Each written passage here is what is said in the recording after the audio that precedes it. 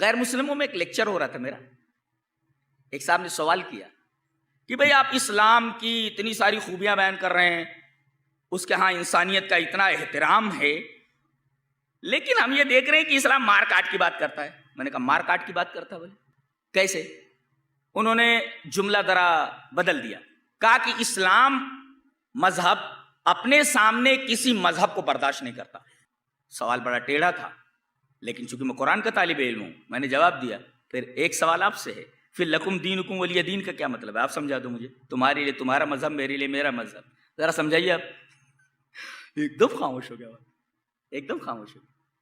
क्या कि इस्लाम मजहब का मिजाज ये है कि वो किसी दूसरे मजहब को देखना नहीं चाहता, बर्दाश्त नहीं करना चाहता, उसको मिटा देना चाहता है। तो मैंने कहा इस आयत करीमा का मतलब बता दो।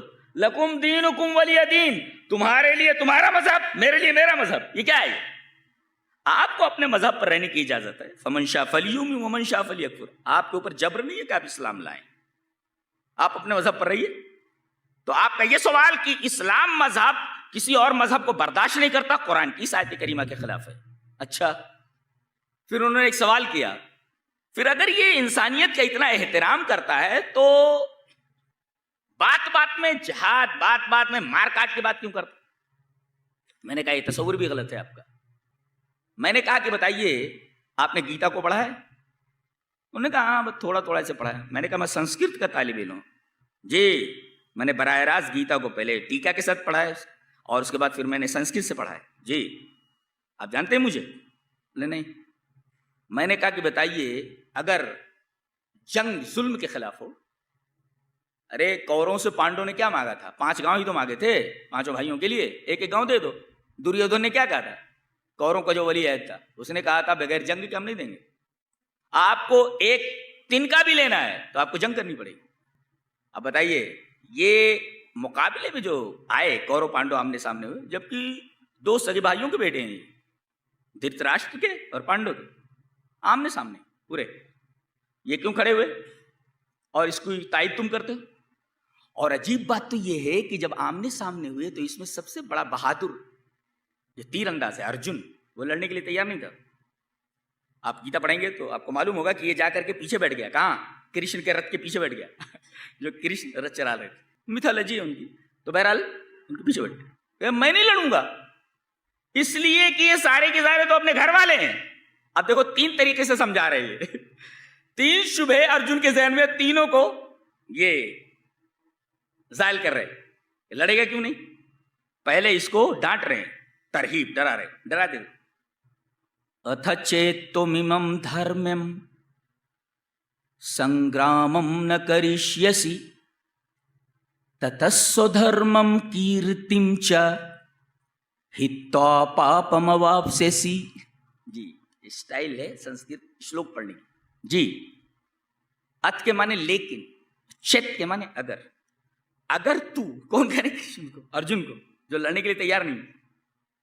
अथ चेत्त्वमिमं धर्म्यं, इस धर्म की लड़ाई में, ये जो धर्म युक्त है, संग्रामम न करिष्यसि, अगर तू ये जंग नहीं करेगा तो ततः स्वधर्मम कीर्तिम च, तो स्वधर्म या अपने धर्म और कीर्ति, कीर्ति माने नेक अमल, हित्वा छोड़कर पापम अवाप्स्यसि, तू पाप को प्राप्त होगा। चलिए डरा दिया उन्होंने, अगर लड़ेगा नहीं तो पापी होगा। ये देखिए इसको कहते तरहीब, डरा देना। अरे पापी बन जाएगा अगर लड़ेगा नहीं तो, पापम अवाप्स्यसि। और उसके बाद अब तरगीब दे रहे, तरगीब देखो। हतो वा प्राप्स्यसि स्वर्गम जित्वा वा भोक्ष्यसे महीम तस्मादुत्तिष्ठ कौन्तेय युद्धाय कृतनिश्चयः। बहुत मुश्किल जबान है ये, फिर से पढ़ता हूं। हतो वा प्राप्स्यसि स्वर्गम जित्वा वा भोक्ष्यसे महीम तस्मादुत्तिष्ठ कौन्तेय युद्धाय कृतनिश्चयः। ये तरगीब है क्या कि अगर मर गया तो, नुक्ता देखो, हत के मुकाबले में जित्वा लाया गया है।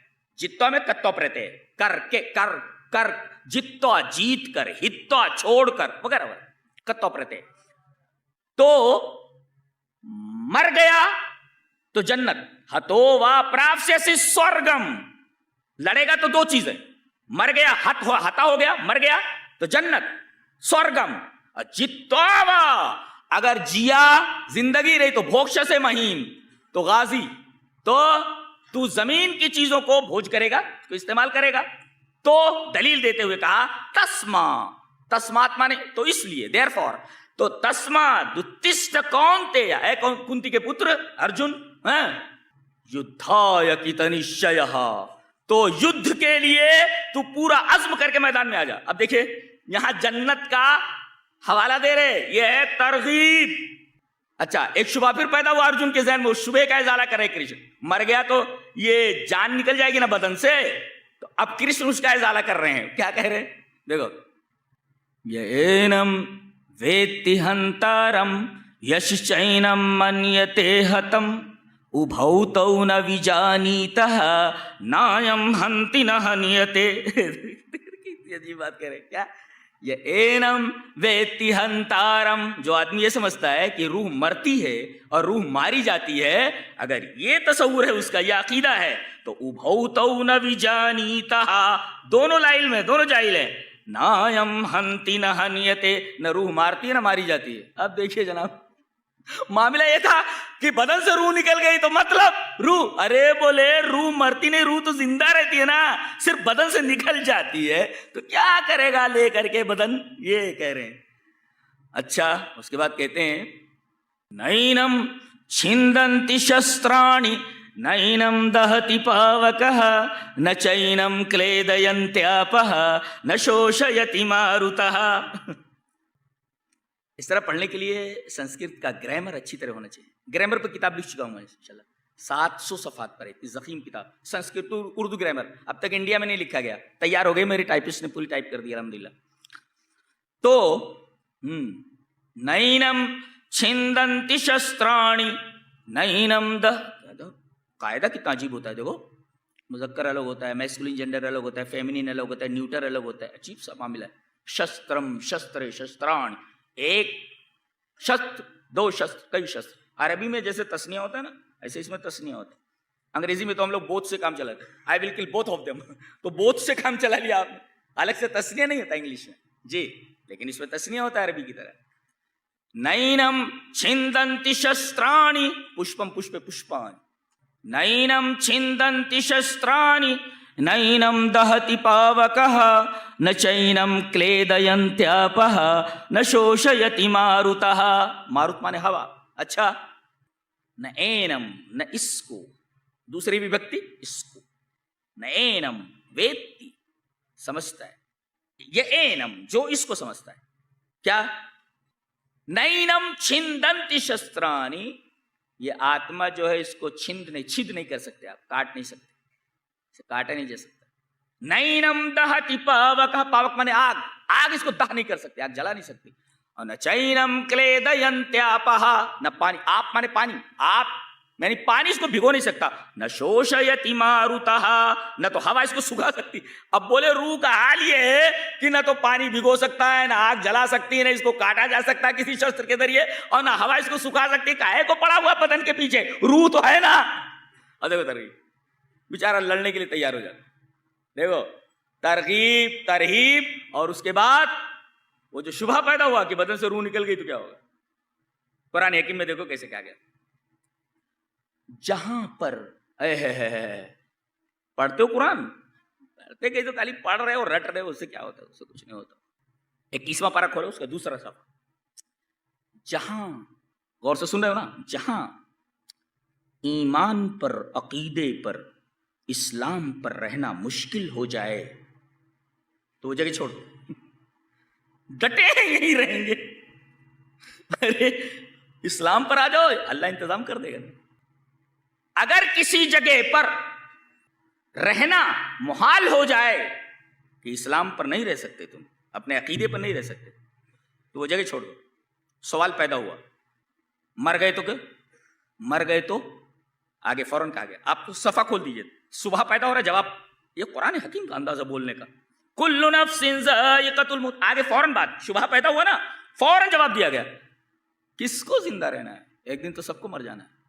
अच्छा, फिर उसके बाद सवाल पैदा हुआ, अरे भाई जमा जमाया धंधा है, जमा जमाया धंधा है, छोड़ करके चले गए तो ये तो यकीन है ना, ये तो यकीन है, और आगे पता नहीं धंधा जमेगा कि नहीं जमेगा है। तो अब यहां जमे जमाए धंधे को छोड़कर दूसरी जगह चले गए तो जवाब दिया गया, वकअय्यिम मिन दाब्बतिन ला तहमिलु रिज़्क़हा अल्लाहु यर्ज़ुक़ुहा व इय्याकुम।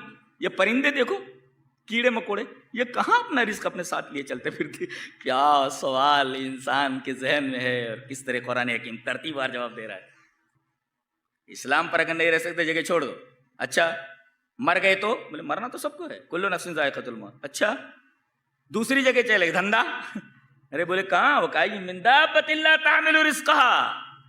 कैसे परिंदे हैं, इनको रोजी मिल रही है, कहां अपने साथ लिए फिरते हैं, जहां जाते हैं रोजी इनको मिल जाती है, अपने घोंसलों से निकलते हैं। क्या बात है सवाल। और उसके बाद आखिर में फिनिशिंग टच दिया गया, इन्नमा हाज़िहिल हयातुद दुनिया लहव व लईब व इन्नद दारल आखिरत लहियल हयवान। कहाँ दुनिया के पीछे पड़े हो, आखिरत की जिंदगी ये हमेशा रहने वाली जिंदगी। क्या तरतीब कुरान हकीम की तमाम शुबहात का इज़ाला करता है और दिल को एक तरीके का सुकून मिलता है कि हमें कब क्या करना है और हमें किस सिचुएशन को किस तरह डील करना है और किस तरह संभालना है।